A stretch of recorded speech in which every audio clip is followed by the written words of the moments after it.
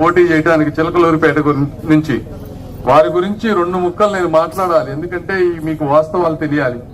Rajani general గా ఒక వ్యక్తి ప్రజా జీవితంలోకి వచ్చినప్పుడు ఎమ్మెల్యేగా గాని ఎంపీగా పోటీ చేసినప్పుడు ఒక 2 సార్లు కనుక పోటీ చేస్తే 8 సంవత్సరాల 10 సంవత్సరాల పరిపాలన ఉంటే వాళ్ళ మీద వ్యతిరేకత వస్తుంది.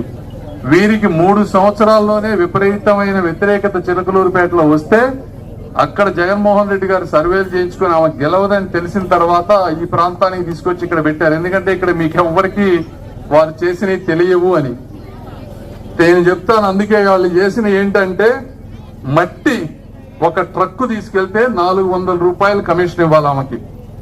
లారీ అయితే 1000 రూపాయల కమిషన్, గ్రానైట్ అయితే 3000.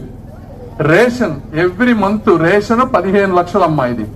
ఇది కాదు, ఇది వాస్తవం కాదు అని రజనీ గారిని వచ్చి ఆమెకి ఇష్టమైన దైవం మీద ప్రమాణం చేసి చెప్పమనండి, లేకపోతే నా కళ్ళల్లో సూటిగా చూసి చెప్పమనండి ఇవి వాస్తవాలు కాదు ఏమోనని.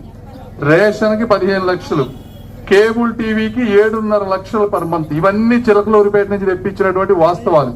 కేబుల్ టీవీకి 7.5 లక్షలు లేదా రేషన్ కి 15 లక్షలు కడితే వాళ్ళు ఎక్కడి నుంచి తెచ్చిస్తారు ఆ డబ్బు? దేవుడు ఇస్తాడా? వాళ్ళకి ఇవ్వడు కదా. ఆ డబ్బులు మీ నుంచే కదా రేషన్ కట్ చేయటమో ఇంకోటి చేయాలి. అంటే ఇందులో నష్టపోతుంది ఎవరు? పేదవాళ్ళు. కేబుల్ టీవీ లంచం 7.5 లక్షలు ఇవ్వకపోతే 50 రూపాయలకి ఇచ్చేది 7.5 లక్షలు ప్రతి నెలా కట్టాలంటే 60 రూపాయలు 70 రూపాయలు 20 రూపాయలు మీకు పడిపోతుంది. ఇది వాస్తవం. కరప్షన్, అవినీతి అనేది ఒక పేదవాడిని ఏ విధంగా ఇబ్బంది పెడుతుంది అనేది మీరు అందరూ తెలుసుకోవాలి. ఇంకొకటి, ఇది వీళ్ళకేంటంటే ఈ విధంగా ఇంకా చాలా ఉన్నాయమ్మా వాళ్ళ అవినీతి. అపార్ట్మెంట్ లో ఒక ప్లాట్ అయితే 20,000 అంట. బార్లన్నీ వాళ్లే తీసుకున్నారు, 30 లక్షలు అంట ఒక్కొక్క బార్కి. తర్వాత సబ్ స్టేషన్ పోస్ట్, ఏ పోస్ట్ ఇవ్వాలన్నా 5 లక్షలు. మున్సిపాలిటీ కాంప్లెక్స్ లో షాపులు ఉంటాయి పేదవాళ్ళకి ఇచ్చే, ప్రతి 5 సంవత్సరాలకు ఒకసారి ఆ షాపులు ఇస్తారు.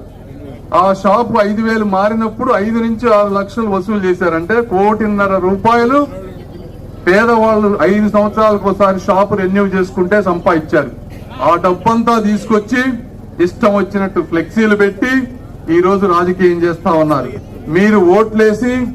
మీరు ఓట్లేసి గెలిపిస్తే పొరపాటునామని. దీనికి అర్థం ఏంటంటే ఎక్కడైనా మనం దోచుకుంటే ఆ డబ్బు పెట్టి మళ్ళీ రాజకీయం చేసి మళ్ళీ గెలవచ్చు.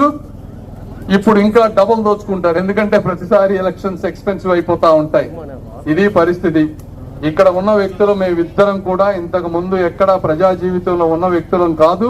మేము కష్టపడి సంపాదించుకున్న డబ్బు, వారు కూడా రియల్ ఎస్టేట్ హాస్పిటల్స్ పెట్టుకుని